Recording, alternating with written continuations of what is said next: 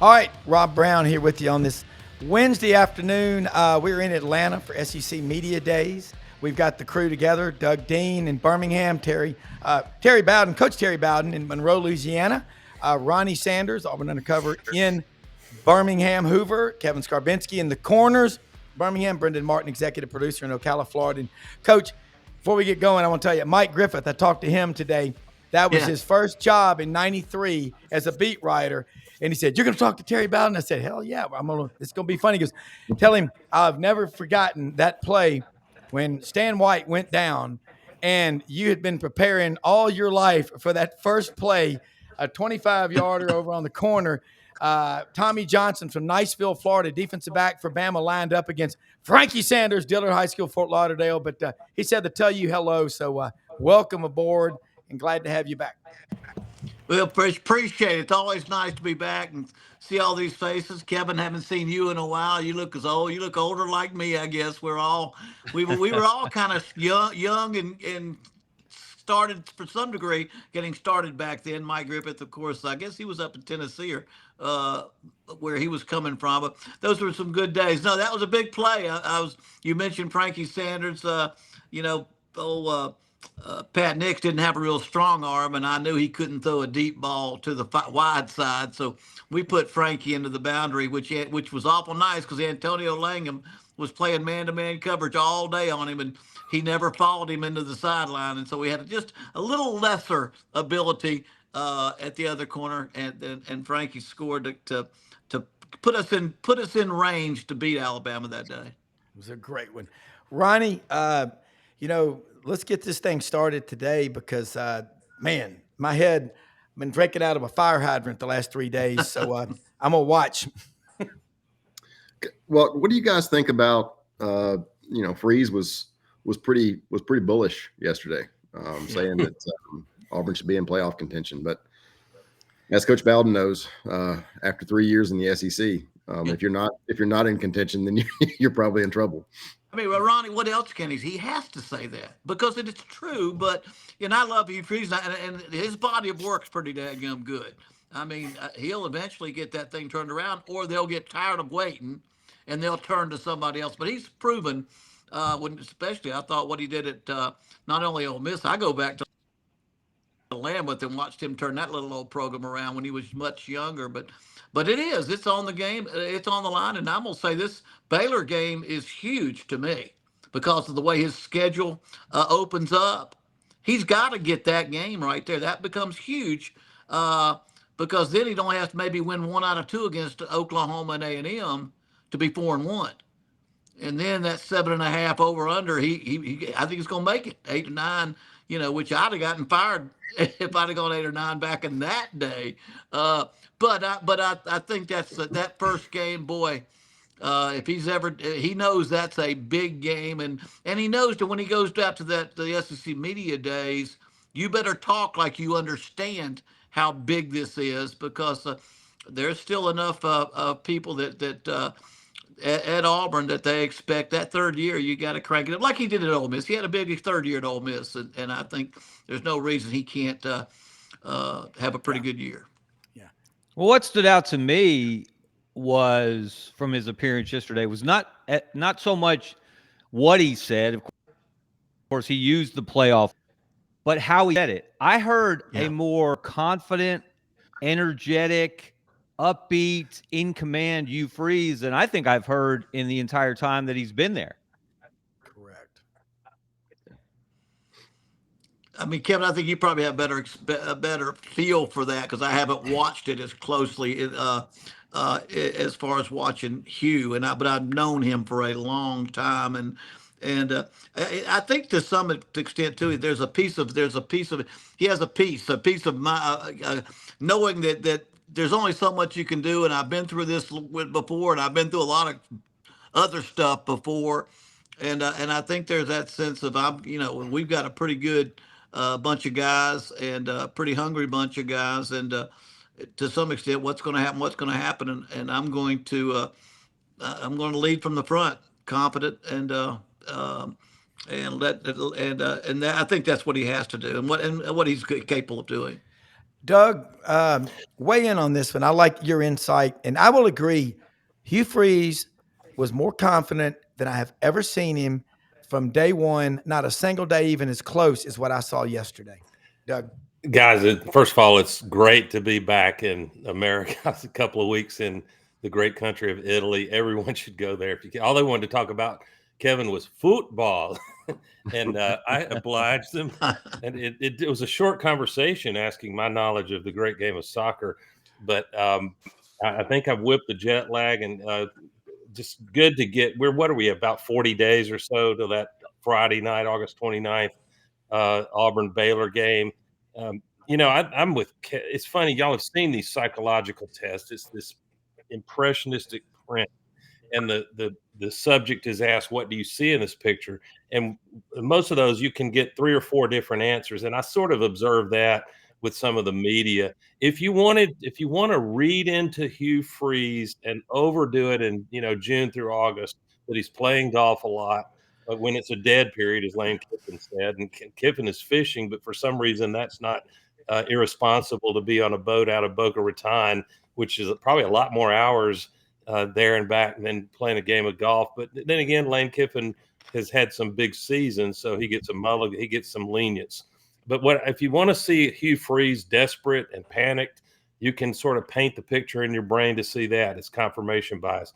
But I'm with Kevin. What I saw, probably through my orange and blue glasses a little bit, was Hugh Freeze understands that he feels frustrated, as does John Cohen, the AD, that Auburn as an institution has listened to their lawyers. They've made their own strategic call to try to comply with what the House settlement appears to require. And you saw roughly, to my ears, roughly half of the coaches sound like they were, a little more leaning more that, compliance direction as opposed to a more aggressive stand. And I'm not in a position to say which of those points of view are going to end up being right, because you start trying to predict the NCAA or this new Deloitte College Sports Commission. That's perilous to try to predict how they will, adjudicate things. But what I saw Hugh Freeze saying, that to me is the signal, not the noise of August and July and August. The signal is he loves his roster. Now, I think if you inject sodium pentothal in Hugh's veins, truth serum, and ask him to say, well, how much do you love this roster? I think he would say something like, well, about 2 deep, and at some positions 3 deep, I think we can compete with anybody we play this year. Notice I didn't say we will win all those games, but this is the first time in a while that you can, with a straight face, say, if you follow football closely, it looks like Auburn can match up and be competitive in most, if not all, 12 of these regular season games, especially when you consider that Georgia and Alabama both come to Jordan-Hare. In Georgia, it's a night game, we now know, on October 11th. So I think Hugh's excited about this roster, and I'll just make a bold, not so bold prediction. If Hugh goes out and wins 8 or 9 games, and one of them is Georgia or Alabama, which I predict, I don't know which yet. I want to see them play, but the golf outings late afternoon during the dead period will be a cute and whimsical punchline. It won't be anything that's genuinely an indictment of Coach Freeze's performance. Coach, right? Yeah. I mean, Coach, one of the things that we had on the list, and I agree with what Doug said, importance of getting off to a great start, the culture in the locker room. I go back, you set that tone, I think it was August 15th of 93 when that damn NCAA decision came down. Mark Murphy, Mark Green, friends of mine were down at the practice field. The way you handled that set the tone. It was like, we can go backwards or we can go forward. Getting off to a great start at Baylor, that's a pretty damn good team. Football all over the country. Dave Aranda, he knows a thing or two about stopping an SEC offense. No, it's a big game, and they're a much better team than a lot of people understand, and they have been good of late. And it's big because of the way the schedule turns out, and what Auburn has got the chance to do. I always loved an opening game. And then I always look which team needs this the most to save their job, their career. To me, Auburn's got in the offseason, he had to get that staff together. What can we do that they will not prepare for? What can we do that they will not be ready for? How can we steal 7-10 points from doing something different? Because we have to find a way to win that game. We've got 2 games after that where we can get back to what we do, or we can get closer to some other things before we get to Oklahoma, which is going to be a toughie this year. But I think that's what they have. I'm almost positive in the offseason as his staff, and they've gotten together behind closed doors. You're going to see some things that you might not that Baylor won't expect. You'll see them try to steal some points too on the away game, because that's what I would have focused my whole season from my staff standpoint on doing and making sure we're ready to give everything we got, then kind of work your way back into what you want to do in the next 2 games. That if you play well, you can beat Ball State and South Al.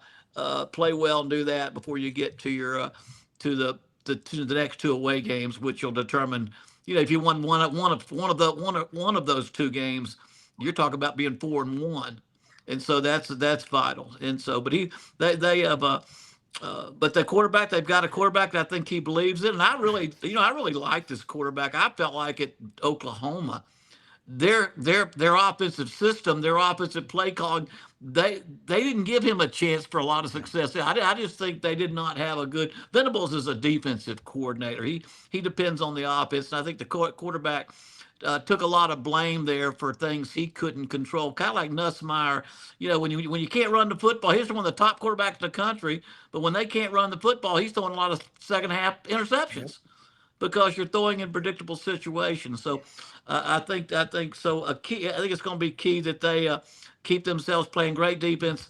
And I've really studied Auburn a little bit. They've got to create turnovers. They're not creating the turnovers they had to have to win close ball games. Turnovers are a little bit lucky. Causing turnovers is not. That's coaching. Falling on the ball and the way it rolls and the way it bounces is luck. So, but causing turnovers is not necessarily lucky. Having to, recovering turnovers is, but I think they have got to spend a lot. I would have spent a lot of time in the offseason trying. I think they had about 13 turnovers they created last year, which you've got to win the turnover battle in the big play battle if he's going to win those close ball games. And Baylor's going to be one that show them a little something different, create some turnovers, and find a way to win that football game. Ronnie? We talked about the importance of the Baylor game. I think having been on 3 different staffs that were fired, 2 in the middle of the season, getting that early game is really, really important because, what happened to us at Florida, Ron Zook used to refer to it as the noise in the system. We lost a couple of games early and then get beaten by a really, really bad Mississippi State team, and we get fired. Well, we barely lose to Georgia the next week after we get fired on Monday.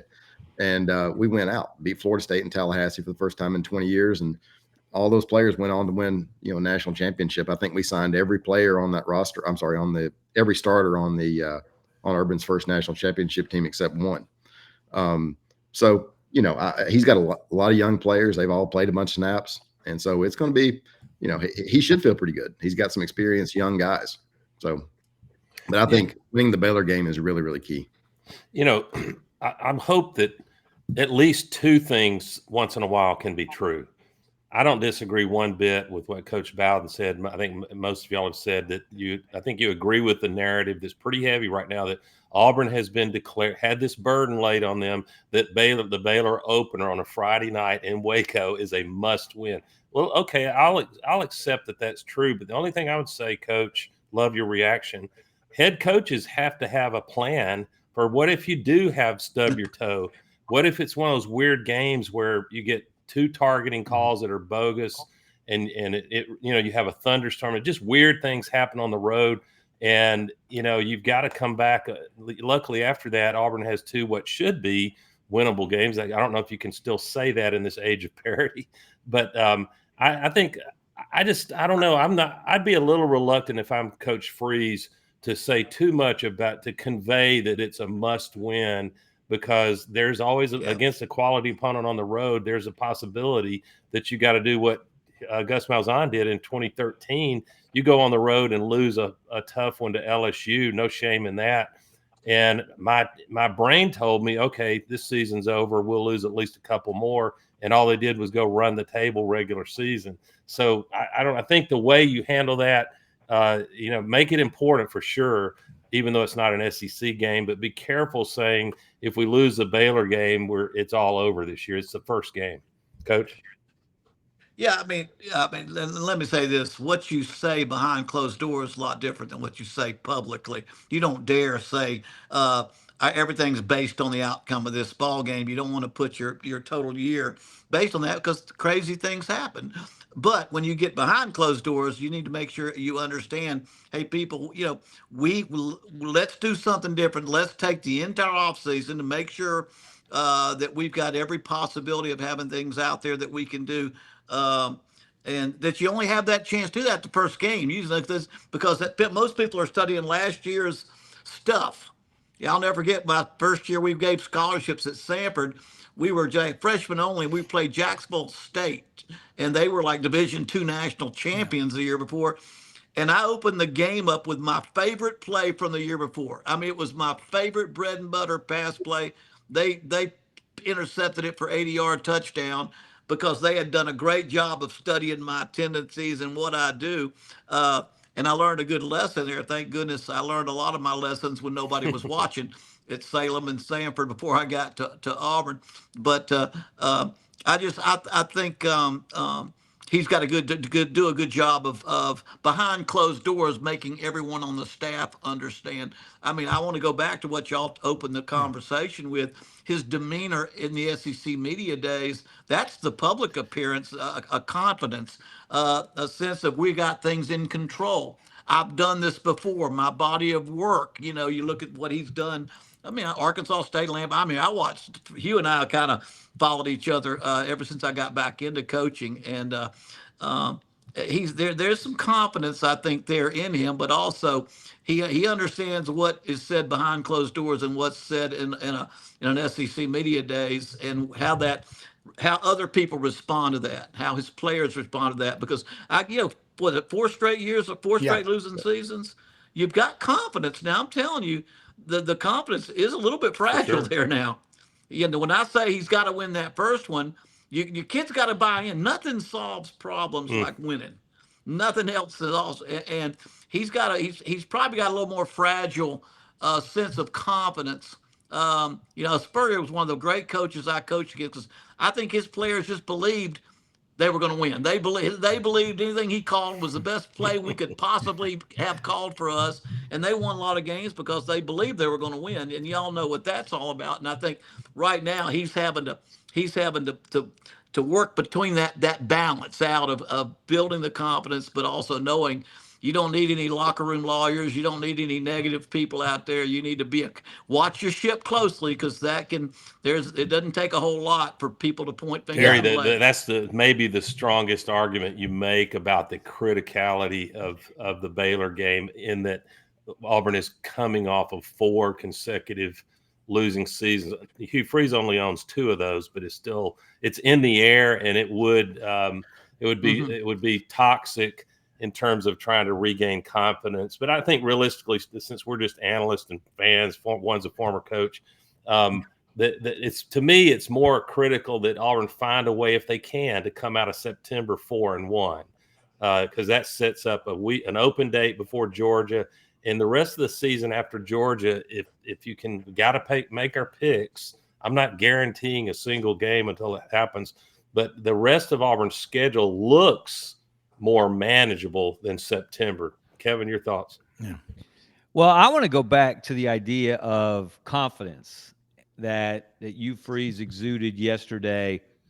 And I think a big part of that is, at least publicly, Terry, to your point, he's sending the message that he fully believes in Jackson Arnold as his quarterback, that he can do the kind of things that Hugh Freeze needs a quarterback to do in his offense that have always been successful. And I'm fascinated to know, because obviously you were an offensive head coach, you were a play caller.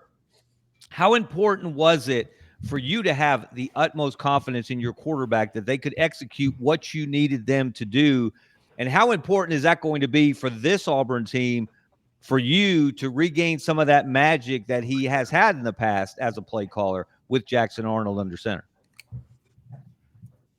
Well, I mean, there's no question that he's got to make sure that quarterback, because that quarterback went through some doubt. I mean, Oklahoma turned on him pretty daggum quick, and although he got the starting position back, to remember he jumped in the portal too, and it never quite got him back. And I think Hugh is in a position now to have that great relationship with his quarterback, and that's one thing to me, and as a play caller, me and the quarterback had to be on the same page. He had to believe in me, and I had to believe in him. From my very first quarterback I ever signed in high school was Jimbo Fisher.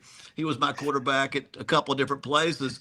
But even Pat Nix and Pat White, I mean Stan White, and some of those guys I had there. You have to have confidence in them, but they have to believe that you believe in them. And I think Hugh has always been a fantastic offensive coach now. Recruiting and offense, what I've always thought of Hugh. Now their defense was a little bit better than their offense last year, and I think that's going to be awful important that keeps them in close ball games.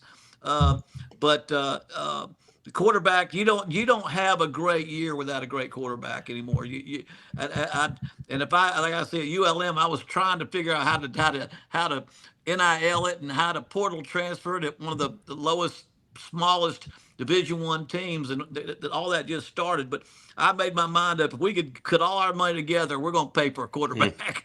We're going to pay for a quarterback, because if you have nothing else, you better get you a winner there, because that's everything in football, from Little League all the way to the NFL, is having the right guy. Now, that's a pretty good quarterback they've got, and I do believe that what he has accomplished in his career is state championships in high school in Texas, and the confidence they had for him. I kind of think, be honest with you, in Oklahoma, I kind of think they deflected some of the negative publicity onto him to keep it off of other people and coaches, and so he took a lot of blame for that. But that's an important relationship. I've always felt that that's one you got to have, and if you're going to make sure that he can run the offense like you want to have it run. And I think he'll be pretty close to Let me throw offense. two things at you. One, Brent Venables, Oklahoma's coach today at Media Days, got up there and showed a little bit of compassion. He said, hey, you lose your offensive line, top 5 receivers, what's not to like? And he said, I think Jackson Arnold and Michael Hawkins are both going to have success. Absolutely. Something else I found out from listening a lot. You know who Jackson Arnold is working out with as his trainer for quarterbacking? Jeff Christensen. That's the guy who trains Patrick Mahomes. So he's getting some good tutelage. So, and I want to ask you, Coach, I can remember so many Bowdenisms when you were there. One of them was self-scouting. And I do that in business and in life. You would say, look, you start doing something over and over, you get stale real fast. You're not the typical football coach saying stuff like that. And as a play caller, like Mike Griffith talked about, your mind, how did you sleep? And because it was 3 or 4 plays ahead, kind of Tom Landry in his day, Steve Spurrier, your dad, like that. How did you sleep at night? Well, I didn't sleep much before games. I didn't think so. Back then I was young, and I don't think I ever went to sleep the night before the game, studying the film.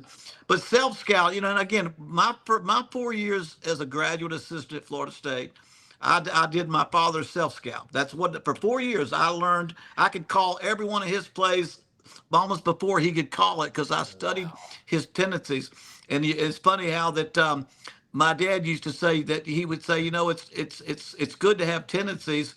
It's bad not to know what those tendencies are. And I remember when I was an analyst at Oak Clemson for Venables. I was a crossover analyst.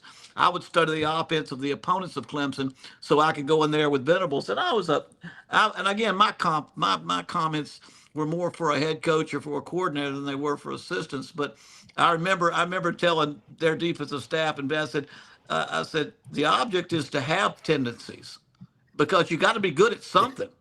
I mean, you have a big old left tackle. You might want to run behind that left tackle in critical situations. That's your tendency. The key is to know your tendencies. So when the other defensive coordinator or offensive coordinator, he studied it, he knows your tendencies too.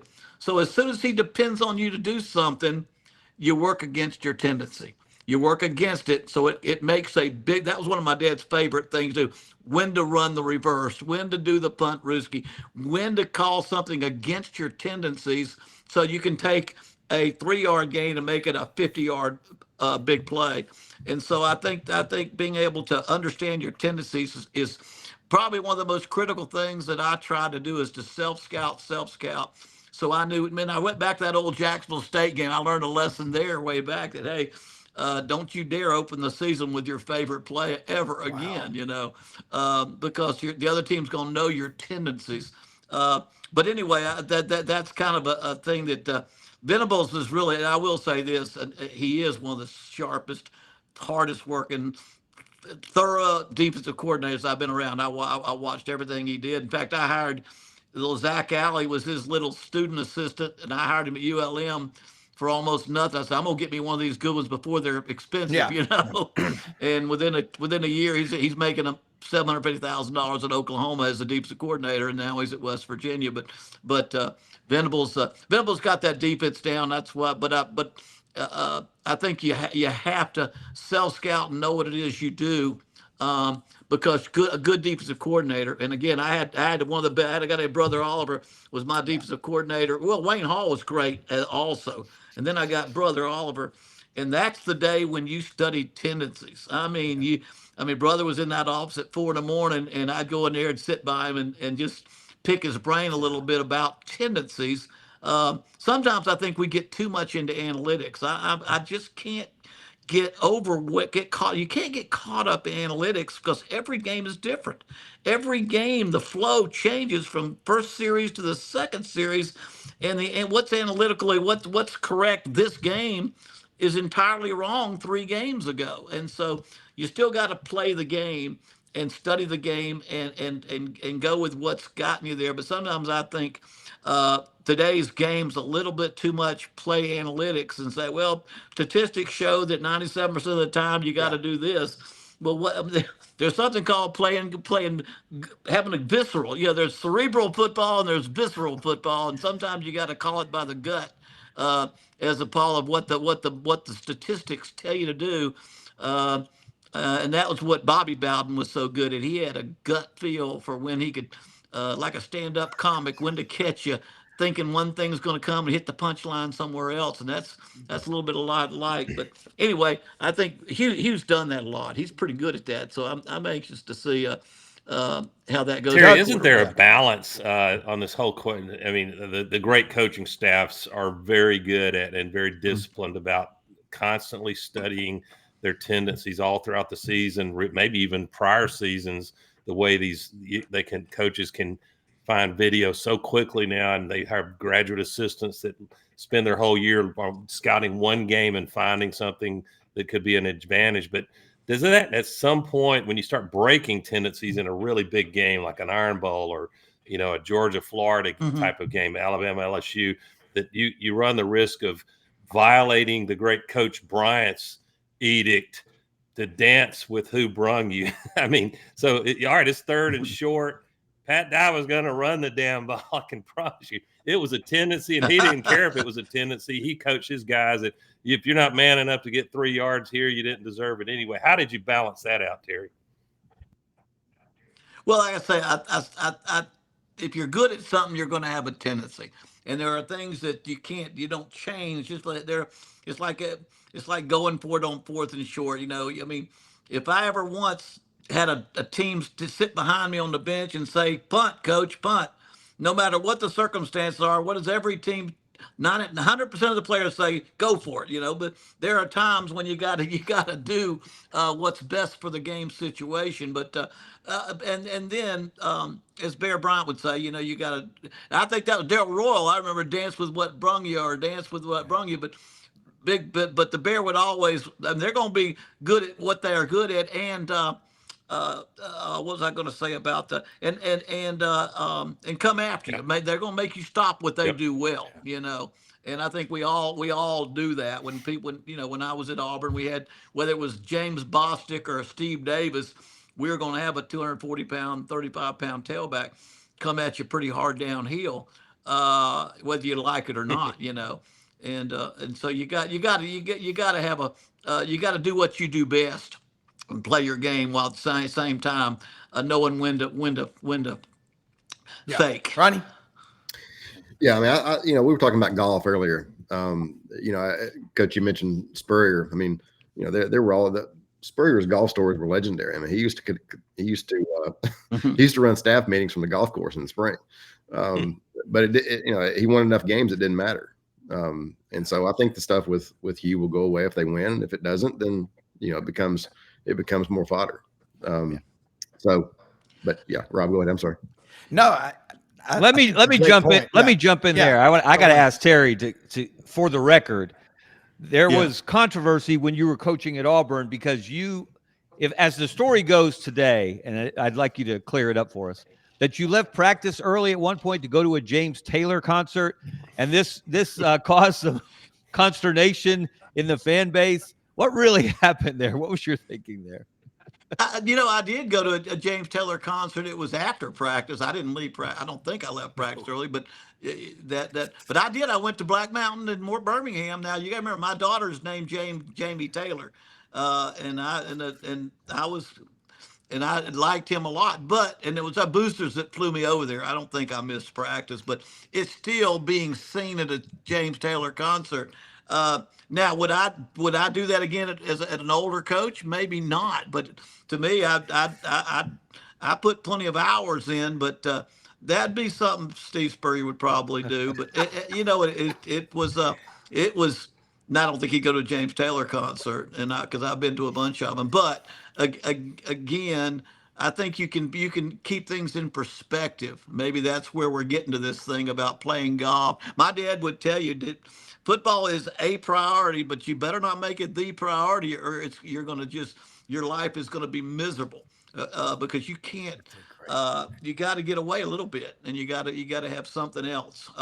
And I wasn't very good at that. I spent a lot of time at the office, except when I was at James Taylor concert.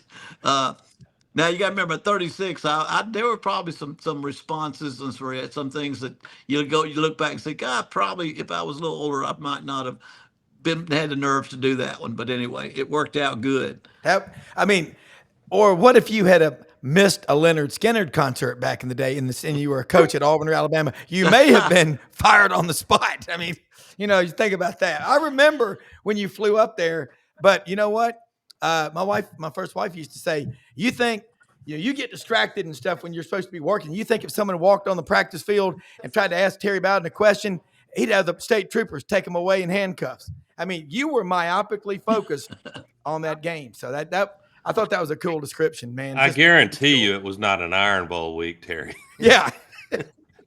No, what? No. There are certain things you do and you don't do. I think it was probably pretty early in the. It was August, if I remember, Terry. It was in August. Yeah, it was August. No, it was in preseason practice. It wasn't a game week. There was some. No, it wasn't game week, and I'm smart enough not to do that. But it did catch a lot. I mean, there's some point where no matter what you do, and I'll say this. Auburn and Alabama, there's a focus in the state that my dad, coaching 30 years, would never have been able to explain to me. How what everyone watches every little thing and wants to see every little thing you do. That's why I think Hugh Freeze at Ole Miss and his background, when he stands up at those SEC meetings, he understands every word is going to be scrutinized and got to be analyzed. And so he's thought about it a good bit. And I guarantee if I was in Hugh Freeze, I wouldn't be going to a James Taylor concert myself. I was just naive. I was young and naive, and thank goodness we followed up with about 20 I'm a straight wins. JT So fan too, so I probably was save the compassionate to you day. on that one, Terry. I get a quick story for you guys, a true story that Kevin probably remembers. That we all remember the very short tenure of one Mike Price at Alabama, and I was in Birmingham. He had just been hired. He showed up. I believe it was maybe late spring, early summer. He hadn't been, announced as the new head guy at Alabama for Doug, he didn't make it to early summer. He got fired in May. Okay, well, I got my months off. Thank you, Kevin. Correction, Kevin. So let's call it spring, whatever month it was. My wife and I went to Bombay Cafe, which is no longer there, but it was on the Lakeview part of Birmingham. Nice establishment, good restaurant. And we strolled in. It may have been 6:30 p.m. And I was aghast because I know the nature of the Auburn, Alabama, the fishbowl that these coaches live in. Terry knows it. Terry lived it. And Price was sitting there with, I guess, a friend of his, a gentleman, and they were, putting back a couple of old fashions or whatever their preference was. And I said to myself, they're not doing anything wrong, much less illicit. But I said, I don't think Mike Price understands the nature of how you get watched and put under the microscope here. And I said, I'm not saying that he had an alcohol problem. That's up to somebody, him and his wife and whomever to figure that out. But it just struck, my instinct told me this guy better get rapidly up the learning curve about the public image side of being head coach at Alabama or Auburn. And it's probably not fair. And these coaches should be allowed to be human beings and live their social life a little bit within the guardrails.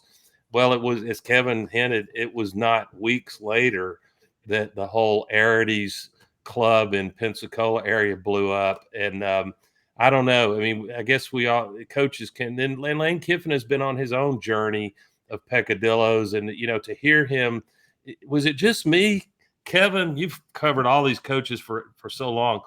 It felt like Kiffin is getting a little coach speak in his style when he's in front of the microphone. I don't think that's going to last very long, but he was very restrained. I thought I was looking for controversy from him and I got none. So, I think most of the coaches, they were entertaining enough to hear, but it was mostly coach speak, Kevin. Well, he did take a moment to take a shot indirectly at you, Freeze, and his golfing and fishing on that subject. But he actually got very personal talking about losing his dad. Yes. Yeah. I thought that was real. He was likable. And that's I think, and Terry was naturally this way, as was your dad, as your brothers have been as well. Just real. Mm-hmm. I think that's what the media, if I can speak for the media, and the media is a million different things and a million different people now. But I think that's what fans want. Just be real. Be who you are. Don't try to be something you're not. And Kalen DeBoer is not trying to be Nick Saban, for example. He's not up there cussing. He's not up there barking at people. He stumbled over an answer. He was asked today, did last year live up to the Bama standard? And the short answer to that question was no. And the long answer was hell no, next question. But that's not how Kalen DeBoer answered it. He tried to be reasonable and thoughtful and stumbled a little bit in answering it. But that's really what we want. Now, again, Terry, this is where we talk about confidence. Terry, and I'd have a distinct recollection of when you were first hired at Auburn. Now, we had a conversation. It may even have been after your introductory press conference that you had calculated that you were such a confident young coach. You had calculated how many wins you had to have per year for how many number of years to surpass Bear Bryant. Is my memory correct? 324, 323 was his record. Kevin, it's amazing that you remember that, but that's when you're young, and that kind of confidence or is kind of what drives you. But and again, I didn't say I would win more national championships than Bear Bryant. I could count. Nick didn't listen to that, but Bear Bryant had 323. And the day I got my first job at Salem, I was in Birmingham recruiting Banks High School when they still had football. and there was a paper there that said Bear Bryant passed. It was a funeral was that day, and so I got a call from the AD at Salem College, wanted to hire me as a head coach, and I was 26, and Bear Bryant was 69 when he passed away, and he had 300. So I said, if I could just win 8 times 8, I got to win 8, or I won't keep my job. I'll just win 8, not 10, but 8 a year.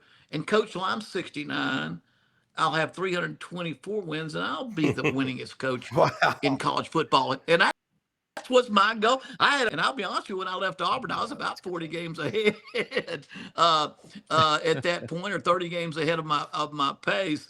But that was just one of those things you do to get your taught the old write down your goals and all those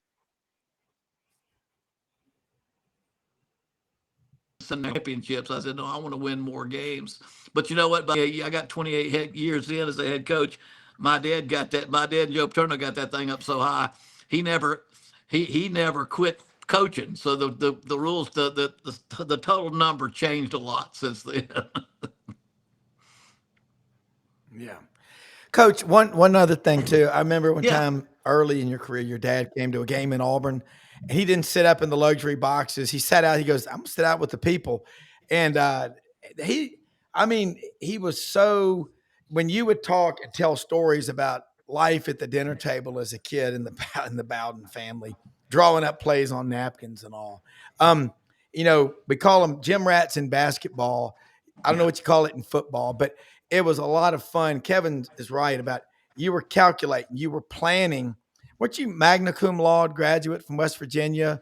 Got your law degree. That's just not the normal football coach. And we're down in the South. You were using terms like visceral.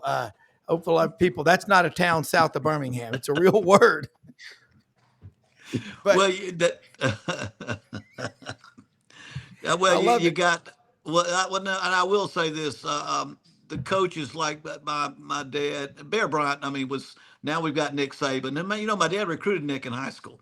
Nick went to Monongah High School, about 30 miles outside of Morgantown. I actually went with my dad to a high school game where he was the quarterback, and my dad was probably recruiting the running back more than Nick, because Nick wasn't very tall. And but he was a winner even back then. But coaches, and I tell all these coaches, if you're going to coach longer than 1 decade, and not many head coaches in Power 5 level get past 10 years, but if you're going to coach more than 1 decade, you better be willing to change before everybody else. Because if you were the first guy to put the wishbone in, you won a championship. And if you were the last guy to take it out, you got fired, So you've got to be on the front end of a curve. And I think one of the things that my dad always said to me, he said, back when in the 60s, Bear Bryant won the most games of any coach in the decade of the 60s. But in 69 and 70, I think he went 6-5 and 5-6.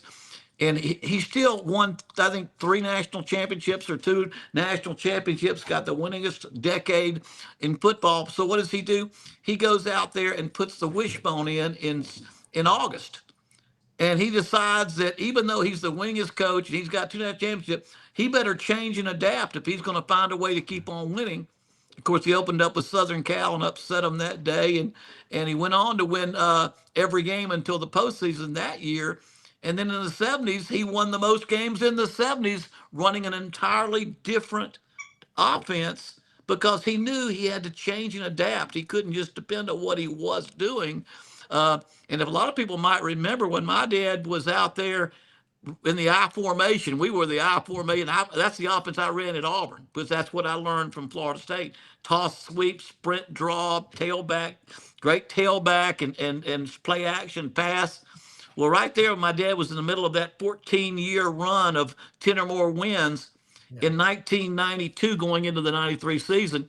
I can remember down at Panama City Beach, me and Tommy and Jeff, my dad sitting on in the wet sand, drawing plays in the sand. And my dad says, I'm going to do something different this year. I'm gonna run the 2-minute offense the entire game, every game. I'm not going to huddle. I'm going to go as fast as I can. I'm going to find me a quarterback that can play the shotgun, get me little bitty backs that can scoot and scatter and go all over the field. And son of a gun, in 93, I mean, he goes out and finds Charlie Ward, who's great in the shotgun. He finds Warwick Dunn, who is a little bitty type, and they go out there and do everything entirely different. And he had more wins in the second half, and he won the national championship, even though we were undefeated at Auburn, by changing and adapting. And I think that's what a lot of the coaches that last those kind of years change and adapt. That's why I was always wondering if Dabo was so convinced that you don't ever have to jump in the portal. He may not, but I think, but I think somewhere along the line you got to change and adapt it a little bit. And I'll say this: I meant to say this when I came in the air. Auburn ought to lead the nation in NILs. I don't know, but to me, I mean, after I watched what Oregon did and what I watched what Ohio State did, Auburn's got a couple of big leaguers that they ought to just go out there and just say, okay, we're going to. And Ole Miss, I don't know why that if they aren't doing, and I don't know enough about the inside. I haven't studied it.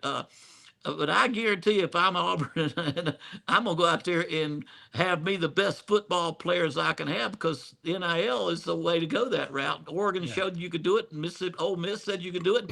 Ohio State paid $20 million and won its best because the best athletes still win.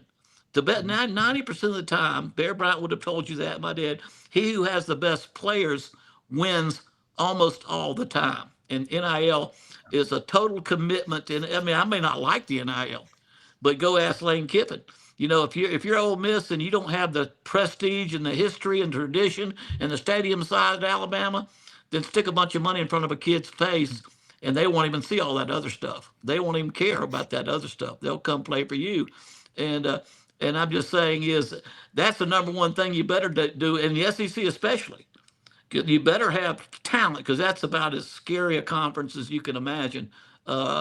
Top to bottom, just from Vanderbilt all the way up. It's you better have football players, and the good ones have to be good ones. Terry, as someone who coached in the SEC and knows it well, obviously there's a great debate going on right now, and it's tied into what the playoff's going to look like in the future. But this great debate: should the SEC stay at 8 conference games, or should they go to 9? Of course, the Big Ten wants them to go to 9, and then the Big Ten might give in to the SEC's idea of what the 16-team playoff might look like. You know what it's like to go through the league with the competition you face week in and week out. Would you be in favor, if you were still coaching, would you want to see 9, or would you prefer stay at 8? Yeah, that's a tough question, Kev, because again, it's going to affect everybody in your conference. And now, I mean, Big Ten, SEC, they're pretty much going to line up and have the top 5, maybe 7 out of the top 10 teams every year from here on out. Anyway, I believe like Big Ten again is going 9 a season. I think with the how big the conference has gotten, I think you'd probably be better off from the standpoint of revenue sharing and the things that you can guarantee is to go to 9. And again, I speak pretty good when I'm not having to coach it and go through it. It's easy to say. But again, I think you're not going to play. You're playing so few teams in the total conference. I would think as we've gone to a number of teams in the conference, I would say 9 would probably make more sense, especially what the Big Ten does in SC. If they probably ought to somewhere along the line kind of be on the same page, even if it meant one. I mean, we got Ohio State opening Texas. with Texas, Ohio. I mean, those are kind of games that America loves. I mean, you got it. It's not fun necessarily, but those are the big ones that America loves to see. Clemson and come on, go LSU. Who is Clemson? That's a big. I mean, those are those Alabama at Florida State. That first, I mean, those are big games. Those are kind of so. But that being said, I think y'all excuse my dog over there. I got 4 here with me. But I think 9 probably makes more sense. Doug, listen, guys, I want to put a place card on what is unavoidably a very complex issue, especially to my feeble brain. But I think we are in the midst of, and you can see it if you can stay focused and read about the House settlement and how the strategy of roster management is, to me, radically changing.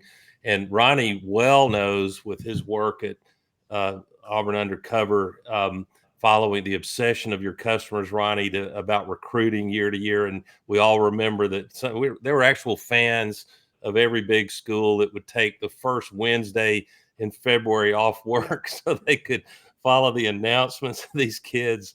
And gone are those days. But my point is, I don't think fans have caught up. Only a kind of a more engaged group of fans and even media have caught up with what's radically different now, and the paradigm has shifted massively. For example, if there is a salary cap, and you heard Lane Kiffin, Hugh Freeze, multiple coaches, even to my eyes, a few coaches that I think are not exactly following the letter of the House settlement, but still we're happy to say, I don't think we've gotten the salary cap figured out yet. But if there's a cap and there are restrictions that the Sports Commission will enforce, we'll have to wait and see how aggressively they enforce. Then here's what a reality is. Fans get so excited about having a top 5 signing class, which is almost all high school freshmen. Entering freshmen in college, high school graduates. Well, those high school seniors entering your program are borderline useless. They may be 5 stars, but you can't really rely on them for a couple of years, and it won't matter in 2 years because you're going to have to spend most 80% of your salary cap money. Help me here, Ronnie, in a second. You're going to have to spend a huge percentage of your salary cap money on retaining play. Look at Auburn's wide receiver room. Only 1 or 2 of them max are going to go pro. So Hugh Freeze is probably going to like all of them, and they're going to spend them almost all of their wide receiver roster money there. And so I think we're entering a world in which it's much more like the NFL, but not entirely. But it's a case of that fans need to get excited about retaining great players, even though they're not, making an announcement with 5 ball caps in front of them and all the goofy drama that goes with that. And I think you'll see more coaches, especially that are not named the last 5 national champions, those level of programs. You'll see them signing fewer high school graduates and relying much more on the portal, where you've got proven talent you got to worry about this coming year, not stacking 3 signing classes and hoping that 3 years from now you've got a great team, because those guys will be gone. They either won't be any good or somebody will pluck them away when you hit your salary cap, right? Yeah, no, I agree completely. I think the other thing about paying the players that are on the roster and keeping those guys around helps you build your culture and keep those, keep the culture that you want. It keeps your locker room together. Coach, I got a question for you. Where's the toughest place to play in the Southeastern Conference? Toughest place to play. Again, it has a little bit to do with how good the other team is. Because a lot of those stadiums. I mean, I had a winning record in Baton Rouge because they had up and down year. Now I had a losing record against them in Auburn. But I mean, when I was there, and you have to understand, Florida was the toughest place to play because of Spurrier, because of the talent level, and how extremely high. I mean, it's the only tropical stadium in the SEC. I mean, LSU's next, but LSU had their ups and downs during that time. Florida was Spurrier for the '90s that I went to, but it was always the toughest. Now again, I played my 4 games against Alabama in Birmingham in the Iron Bowl. I got to Coach Stallings and I played the final game of the Iron Bowl there. But to me, it was Florida because of how talented they were, how hot it was, and how difficult that was. And then I think LSU was very difficult. Some of y'all might know because their fans were so involved in the game. A lot of y'all know we lost to them my second '95. Somebody blew a whistle in the stands. Yep. And we took a safety. Pat Nixon, our lineman didn't block, and they sacked him. And I think we lost like 13-9 or something. But their fans are pretty. They're pretty juiced up by the time they get to a night game in LSU, and that one's probably is after Florida. I think those 2. Georgia was always like Auburn to me. Those 2 stadiums, they just seem so alike. And we didn't play Alabama in Tuscaloosa. I never played Tuscaloosa, so those are the time. And we didn't play Tennessee. I never played Tennessee in Tennessee. I broadcasted games in all those stadiums. But if y'all can remember Spurrier's great teams, and how much he used to irritate SEC. Back there it was run the damn ball. You got to run the damn ball. And he was laughing all the way to the SEC championship by throwing the ball over everybody's head. And because Yeah. he didn't care what you said, that wasn't how. And he dominated the conference in the '90s. Terry, I'm only about 3 decades late thanking you as an Auburn man for that 1997 Auburn LSU game. By far my favorite Auburn LSU game. And I was going into the stadium. There was a pretty good group of Auburn people that showed up for that game. And the crowd built up outside the stadium. And I knew I had an Auburn hat on. And this lovely brunette LSU co-ed came running up to me like we were long lost friends. And she said, "Auburn sucks."